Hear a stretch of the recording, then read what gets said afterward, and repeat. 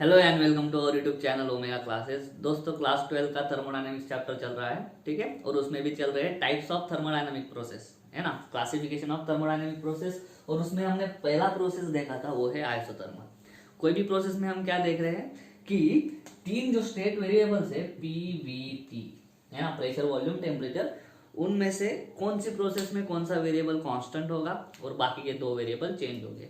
इन तीनों वेरिएबल में से एक वेरिएबल कांस्टेंट होगा। अभी आइसोथर्मल देखा हमने delta T zero, delta T zero मतलब टी क्या था हमारा कांस्टेंट, टेम्परेचर वेरिएबल कांस्टेंट था और प्रेशर और वॉल्यूम क्या हो रहे थे, चेंज हो रहे थे। और आइडियल गैस इक्वेशन हमने यूज किया था, है ना। हर एक प्रोसेस में हम क्या करेंगे, जब पढ़ेंगे तो सबसे पहले चीज देखेंगे हम कि कौन सा वेरिएबल कांस्टेंट है। दूसरा, जब वो प्रोसेस हो रही है उसके दौरान इंटरनल एनर्जी में चेंज हो रहा है या नहीं, इंटरनल एनर्जी में चेंज हो रहा है या नहीं। ये जो आइसोथर्मल प्रोसेस था उसमें इंटरनल एनर्जी में चेंज हो रहा था। क्यों? क्योंकि इंटरनल एनर्जी का चेंज का फॉर्मूला हमने लिखा था एनसीवी डेल्टा टी। यही फॉर्मूला हमको ध्यान में रखना है, ठीक है। अगर डेल्टा टी जीरो है तो डेल्टा यूटी क्या आएगा, जीरो। नेक्स्ट चीज हमने क्या देखा था कि जो भी हीट एक्सचेंज होगा सिस्टम और सराउंडिंग के बीच में, किसी किसी प्रोसेस में होगा, किसी किसी प्रोसेस में नहीं होगा। आइसोथर्मल में जो हमारी सिस्टम है और जो एनवायरनमेंट है उन दोनों के बीच में हीट एक्सचेंज होता है टेम्परेचर कांस्टेंट मेंटेन करने के लिए। तो वो जो हीट एक्सचेंज है वो किस में यूटिलाइज हो रही है, क्योंकि हमको पता है first law delta U plus W.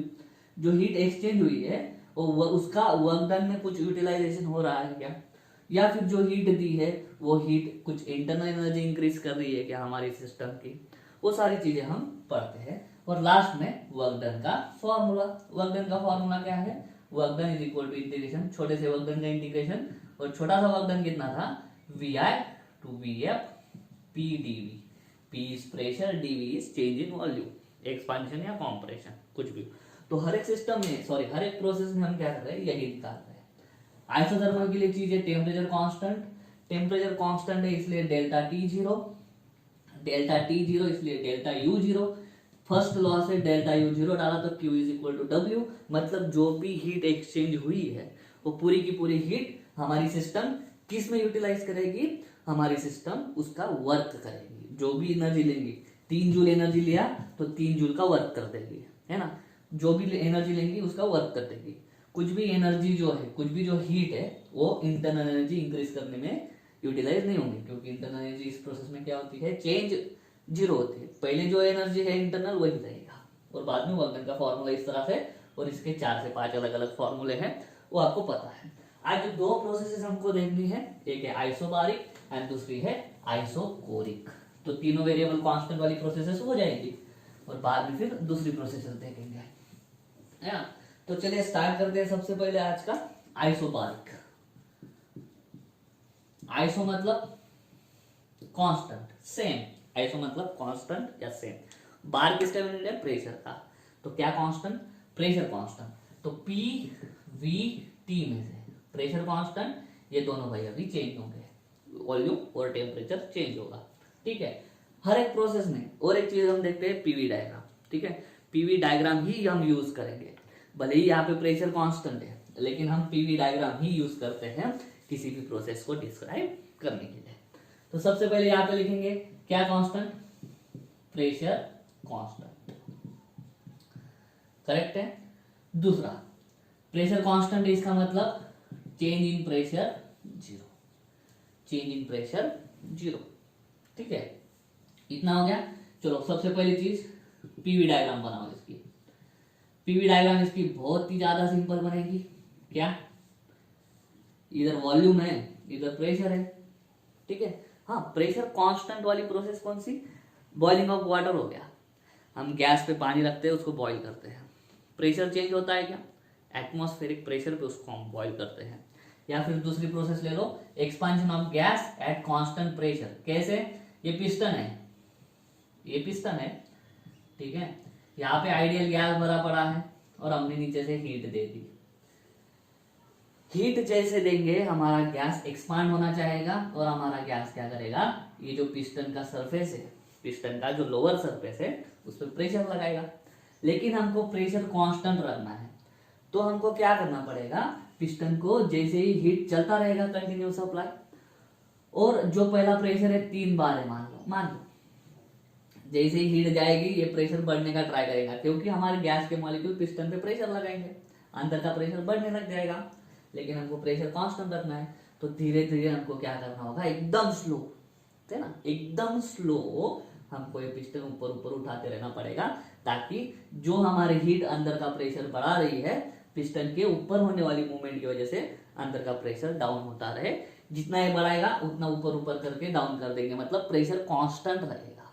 ठीक है, तो ये है expansion of ideal gas at constant pressure. Example क्या होगा, बॉइलिंग ऑफ वाटर, ठीक है, और expansion of ideal gas at constant pressure. ठीक है, प्रेशर कांस्टेंट, तो ग्राफ कैसे बनेगा, इस तरह से एक्सपेंशन हो रहा है, ये वी आई, ये वी एफ या फाइनल वॉल्यूम, लेकिन प्रेशर हमारा पी आई या पी वन वही है, कांस्टेंट है, तो ये हमारा बनेगा पीवी डायग्राम। बहुत ही ज्यादा सिंपल है ना। हाँ, चेंज क्या होगा, देखो हीट दी तो टेम्परेचर चेंज होगा, है ना, टेम्परेचर चेंज होगा और एक्सपांड हो रहा है, एक्सपांड हो रहा है मतलब क्या, एक्सपांड हो रहा है मतलब उसका वॉल्यूम भी चेंज हो रहा है। और हमको मालूम है लॉस पड़े हैं हमने थर्मल के, अगर ऐसा लॉ बोला आपको T और V के बीच में, तो ऐसा वाला ग्राफ बनेगा, क्योंकि जैसे जैसे टेम्परेचर बढ़ेगा वैसे वैसे वॉल्यूम बढ़ेगा। टेम्परेचर जो ये जो हीट हम दे रहे हैं वही क्या कर रहा है, एक्सपांड कर रहा है, एक्सपांड कर रहा है मतलब वॉल्यूम बढ़ेगा। जितना ज्यादा हीट बढ़ाओगे उतना टेम्परेचर बढ़ेगा, जितना टेम्परेचर बढ़ेगा उतना वॉल्यूम बढ़ेगा। ठीक है, इस तरह से ग्राफ वॉल्यूम और टेम्परेचर के बीच में बनने वाला है। तो पहली चीज देख ली हमने पीवी डायग्राम। दूसरा हम क्या देखने वाले थे, delta U, delta U change in internal energy. तो हमको मालूम है इंटरनल एनर्जी क्या है, N C V delta T. यहाँ पे डेल्टा टी जीरो नहीं है, टेम्परेचर चेंज हो रहा है, टेम्परेचर चेंज हो रहा है, delta T not equal to zero, therefore delta U not equal to zero. धीरे धीरे फर्क समझ में आ रहा होगा।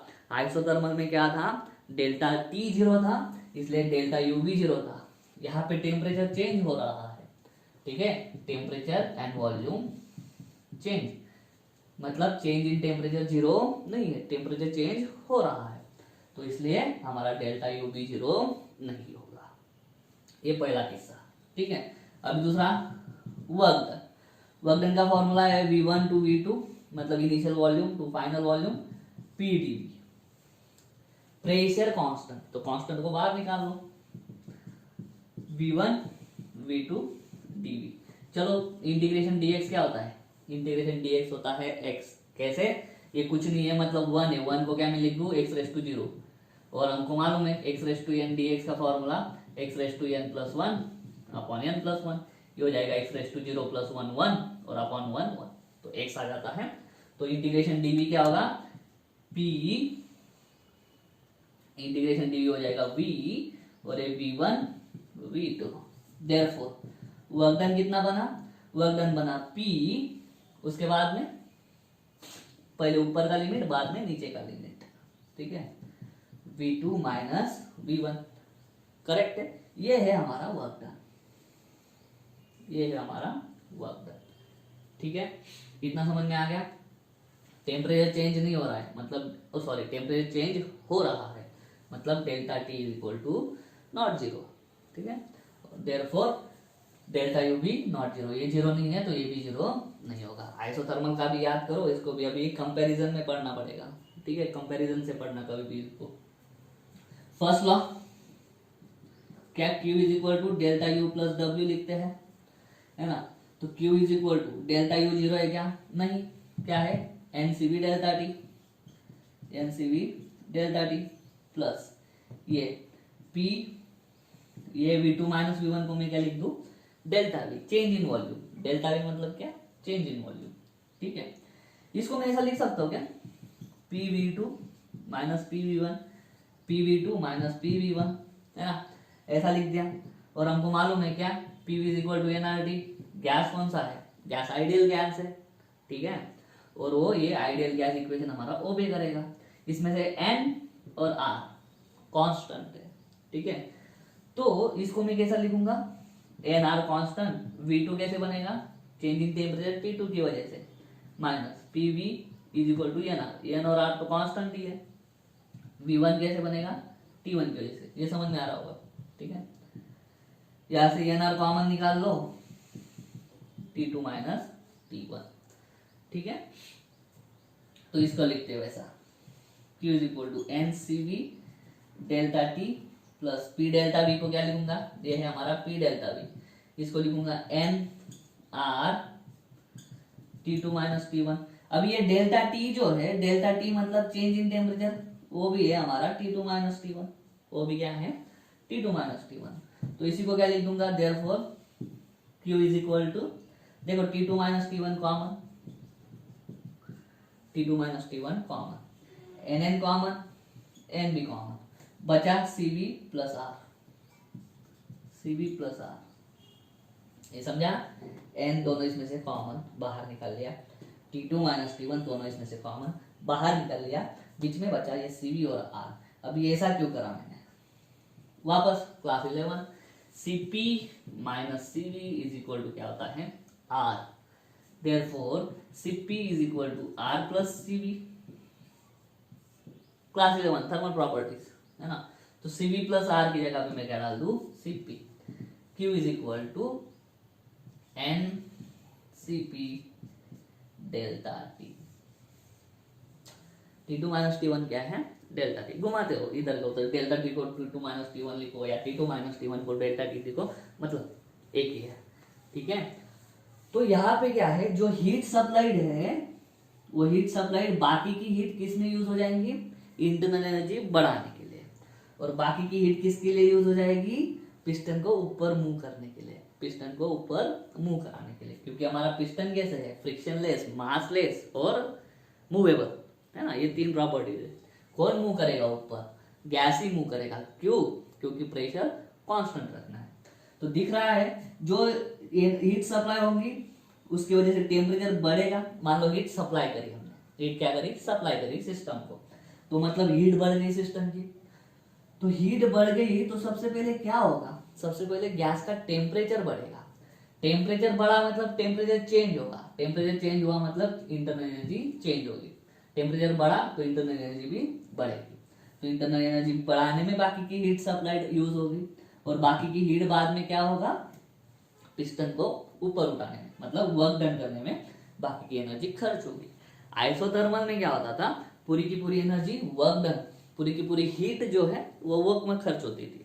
यहाँ पे वैसा नहीं है, बाकी की जो हीट सप्लाइड है वो एनर्जी बढ़ाने में जाएगा, इंटरनल एनर्जी सिस्टम की, और बाकी की जो हीट है वो हमारे सिस्टम के वर्क डन के लिए काम में आएगी, ठीक है। इस तरह से था, बाकी इसमें कुछ है नहीं, बाकी इसमें कुछ और है नहीं। देख लिया हमने क्या कांस्टेंट रहेगा और क्या चेंज होगा, ठीक है। पीवी डायग्राम भी देख लिया, उसके बाद में डेल्टा यू चेंज हो रहा है कि नहीं वो हमने देखा, उसके बाद में वर्क डन का फॉर्मूला निकाला हमने, उसके बाद में फर्स्ट लॉ भी यूज करा, और बाद में हीट सप्लाइड कैसे यूज होगी, जो भी हम सिस्टम को हीट दे रहे हैं उस प्रोसेस के दौरान वो हीट कैसे यूज होगी वो तो हमने निकाल लिया है। बाकी इसमें बोलने जैसा कुछ और है नहीं, कुछ और है नहीं। तो ये था हमारा आइसोबारिक प्रोसेस। चाहो तो स्क्रीनशॉट ले लो, फिर हम लिखते हैं इसका सिनॉप्सिस। सिनॉप्सिस मतलब इसमें क्या क्या हो रहा है, ठीक है। चलिए, तो आइसोबारिक में प्रेशर कांस्टेंट है, टेम्परेचर वॉल्यूम चेंज होगा, टेम्परेचर वॉल्यूम चेंज होगा तो टेम्परेचर चेंज की वजह से इंटरनल एनर्जी भी चेंज होगी, है ना। तो वो लिख लेते हैं, जैसे आइसोथर्मल के लिए लिखा था V एंड T चेंज हो गए। तीसरा, delta U not equal to 0। 4, work done भी नॉट इक्वल टू 0, कुछ ना कुछ मिल रहा है, क्या मिला work done, P delta B, ये इंटरनल एनर्जी 0 नहीं है, कुछ तो होगी, क्या है, N CV delta T, CV मतलब specific heat molar specific heat capacity at constant volume, ठीक है, वर्क डन मिल गया। Fifth, Q is equal to delta U plus W, correct है। इतनी चीजें हमको आइसोबारिक प्रोसेस में मिलती है। नेक्स्ट हमारा प्रोसेस कौन सा मैंने बोला, आइसोकोरिक। अभी किसकी बारी कांस्टेंट रहने की, अभी वॉल्यूम कांस्टेंट, अभी क्या कांस्टेंट, वॉल्यूम कांस्टेंट, ठीक है। वॉल्यूम कांस्टेंट होगा इसका मतलब क्या, जब टेम्परेचर बढ़ेगा तो प्रेशर, मतलब जब टेम्परेचर चेंज होगा प्रेशर चेंज होगा, लेकिन इस प्रोसेस के दौरान हमको वॉल्यूम कांस्टेंट रखना है। इसका मतलब delta U is equal to delta V is equal to zero, V for volume, change in volume zero. दूसरी कंडीशन, टेम्परेचर एंड प्रेशर दोनों चेंज होंगे, एक कांस्टेंट रहेगा वेरिएबल, बाकी के दो चेंज होंगे, ठीक है। चलो पीवी डायग्राम कैसे बनेगी, PV diagram, P V volume constant, pressure change होगा, volume constant, initial volume initial ही रहना है, प्रेशर जो है P1 P2, ठीक है। इस तरह से बनेगा हमारा, ठीक है। धीरे धीरे प्रेशर बढ़ा रहे हैं, लेकिन हमारा क्या है, वॉल्यूम क्या है, कांस्टेंट है, सही है। इस तरह से बन सकता है, एरो की तरफ भी दो, ऊपर दो नीचे दो, कोई फर्क नहीं पड़ता, लेकिन टेम्परेचर और प्रेशर के बीच में बनेगा, है ना। बाकी के दो वेरिएबल क्या हो सकता है बताओ। मान लो ये पिस्टन है, ये आइडियल गैस है, हीट दे रहे हैं, टेम्परेचर बढ़ेगा, लेकिन वॉल्यूम कांस्टेंट मतलब अभी हमारा ये पिस्टन को हटेगा नहीं, पिस्टन हटेगा नहीं। वॉल्यूम कांस्टेंट मतलब जगह कांस्टेंट, जो हमारे गैस के लिए जो जगह दी है ना वो कांस्टेंट, जो स्पेस दिया है, क्या दिया है, स्पेस, स्पेस उतना ही है। इसका मतलब पिस्टन अभी हटेगा नहीं, पुष्पा, ठीक है, झुकेगा नहीं, हटेगा नहीं, मानू मैं, तो ये पिस्टन हिलेगा नहीं जगह से। तो जो हीट दे रही है गैस एक्सपांड होना चाहेगा, लेकिन एक्सपांड तो हो नहीं रहा है क्योंकि हमारा पिस्टन लॉक है। पिस्टन लॉक है तो हमारे इसका टेम्परेचर बढ़ेगा गैस का, और हमारे गैस मॉलिक्यूल इस पे ज्यादा प्रेशर लगाना स्टार्ट कर देंगे। इसका मतलब क्या है, हीट की वजह से टेम्परेचर बढ़ेगा, टेम्परेचर की वजह से गैस एक्सपांड होना चाहेगा, और एक्सपांड होना चाहेगा लेकिन होने नहीं देता है, हमारा पिस्टन लॉक है, तो इसलिए यहाँ पे लगने वाला प्रेशर बढ़ेगा। तो टेम्परेचर बढ़ेगा तो प्रेशर भी, इस तरह से इसका ग्राफ हम बना सकते हैं, सही है। इसका ग्राफ बन गया, पीवी डायग्राम बन गया। अभी किसका बारी, इंटरनल एनर्जी। तो delta U is equal to N C V delta T, N C V delta T. Temperature change हो रहा है तो इंटरनल एनर्जी भी चेंज होगी, चेंज इन टेम्परेचर जीरो नहीं है तो इंटरनल एनर्जी भी zero, change in internal energy भी जीरो नहीं होगा, तो delta U not equal to zero, delta U not equal to zero. अगला work done, integration D W integration P dV. अब यहाँ पे देखो, डीवी मतलब चेंज इन वॉल्यूम, है ना। यहाँ पे डीवी क्या है, चेंज इन वॉल्यूम क्या है, जीरो है, चेंज इन वॉल्यूम क्या है, जीरो है, तो इंटीग्रेशन कितना आएगा, जीरो, तो यहाँ पे वर्क डन कितना होगा, जीरो। ये हमने पिछले वीडियोस में भी पढ़ा है ना। कोई कोई वीडियो देख रहे थे, नाम मैं भूल गया उसका, टाइटल था, हाँ वर्क डन ड्यूरिंग प्रोसेस ही था शायद, अलग अलग देखे थे हमने, है ना, positive work done, negative work done. और वहां पे बोला है कि अगर वॉल्यूम में चेंज नहीं आता है, नॉर्मल वर्क डन का फॉर्मूला क्या है, W is equal to integration P dV, या फिर उसको लिखते हैं P delta V, delta V zero, delta V zero, तो हमारा वर्क डन भी कितना रहेगा, वर्क डन भी जीरो आ जाएगा। देख रहे हो यहाँ पे वर्क डन कितना मिला, जीरो, क्योंकि एक्सपांड ही नहीं हो रहा है ना, डिस्प्लेसमेंट ही नहीं हो रहा। वर्क डन कब होगा, जब लगाया हुआ फोर्स डिस्प्लेसमेंट करेगा, फोर्स लग रहा है लेकिन डिस्प्लेसमेंट नहीं हो रहा है, डिस्प्लेसमेंट जीरो, इसलिए वर्क डन यहाँ पे क्या, जीरो। इस तरह से भी आप इसको लिख सकते हो, करेक्ट है। वर्क डन हो गया। अभी क्या, फर्स्ट लॉ, फर्स्ट लॉ क्या बोलता है, Q is equal to delta U plus W, तो Q is equal to delta U. तो इस केस में क्या होगा, क्योंकि वर्क डन जीरो है, तो आइसोकोरिक में क्या होगा, वर्क डन जीरो होगा। वर्क डन जीरो होगा तो पूरा का पूरा जो हीट सप्लाइड है वो क्या होगा, इसकी इंटरनल एनर्जी इंक्रीज करने में, क्योंकि अभी टेम्परेचर बढ़ेगा, काम तो कुछ करना नहीं है सिस्टम को, ठीक है, काम तो कुछ कर नहीं रही है सिस्टम, एनर्जी खा रही है हीट के फॉर्म में, एनर्जी खा रही है तो इसकी एनर्जी बढ़ेगी। तो जितनी भी एनर्जी थी पूरी की पूरी एनर्जी हमारी इंटरनल एनर्जी को बढ़ाने में जाएगा, ठीक है। इसकी इंटरनल एनर्जी पहले थी 4 जूल, इसको हमने 3 जूल हीट दे दी, तो इंटरनल एनर्जी इसकी अभी कितनी हो जाएंगी 7 जूल, और हमारा वर्क कुछ करेंगी नहीं सिस्टम कुछ भी काम नहीं करेंगी, क्योंकि पिस्टन हिल ही नहीं रहा। पिस्टन क्या है, लॉक है। क्यों लॉक करके रखा है, क्योंकि हमको वॉल्यूम कांस्टेंट रखना है, वॉल्यूम कांस्टेंट रखना है इसके लिए। ठीक है, तो हो गया पूरा का पूरा हीट सप्लाइड जो है वो किसके लिए यूज होगा, ऑल द हीट सप्लाइड और ऑल द हीट एक्सचेंज, ठीक है, between the system and surrounding will be utilised to change its internal energy. System का इंटरनल एनर्जी चेंज करने के लिए हमारा हीट सप्लाइड या हीट लूज जो भी करेंगे सिस्टम, उस प्रोसेस के दौरान वो पूरा का पूरा हीट लॉस या हीट गेन इंटरनल एनर्जी को बढ़ाने में या घटाने में खर्च होगा, वर्क डन बिल्कुल नहीं होगा। सही है, और कुछ इसमें है नहीं फिर, है ना। तो इसमें हम बस इतना ही बता सकते हैं। चलो इसको भी समराइज कर लेते हैं, इसका भी सिनॉप्सिस ले लेते हैं, क्या क्या होगा। चाहो तो स्क्रीनशॉट ले लो ठीक है, देखो फिर थर्ड, टेम्परेचर चेंज होगा, delta T not equal to 0, therefore delta U not equal to 0। ठीक है, 4, वर्क डन होता है P delta V, but delta V is equal to 0, therefore work done is equal to 0। Work done is equal to 0 मिला यहाँ पे, तो formula ढूंढने की कुछ जरूरत नहीं। Q is equal to delta U plus W, but W 0 है, therefore but W 0, therefore Q is equal to delta you.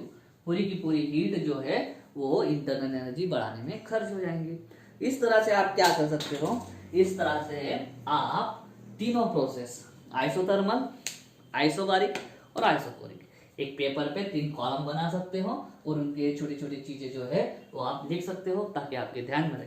बस इतनी ही चीजें आपको ध्यान में रखनी है, आप बोर्ड में आराम से एक्सप्लेन भी कर सकते हो, और बोर्ड में पेपर चेक करते हो बस इतना ही देखना है उनको। ठीक है, बाकी का जो आप थ्योरी लिखोगे, जो कथा लिखोगे, उसमें इंटरेस्ट नहीं है। ये जो मेन पॉइंट्स है ये आपको लिखना है, और बार बार बुक में से पढ़ने की जरूरत नहीं है, आप अपनी भाषा में एक्सप्लेन करो, लेकिन ये जो बुलेट पॉइंट्स है वो याद रखो, वो आपको फुल मार्क्स दे जाएंगे। और इन्हीं पे हम बाद में IIT JEE पे जो क्वेश्चंस आएंगे, नीट में जो क्वेश्चंस आए थे वो देखेंगे। ठीक है, उम्मीद करता हूँ आज का वीडियो समझ में आ गया होगा। अगर ऐसा है तो वीडियो को लाइक करो, वीडियो को शेयर करो, चैनल को सब्सक्राइब कर देना। मिलता हूँ नेक्स्ट वीडियो में, तब तक के लिए जय हिंद।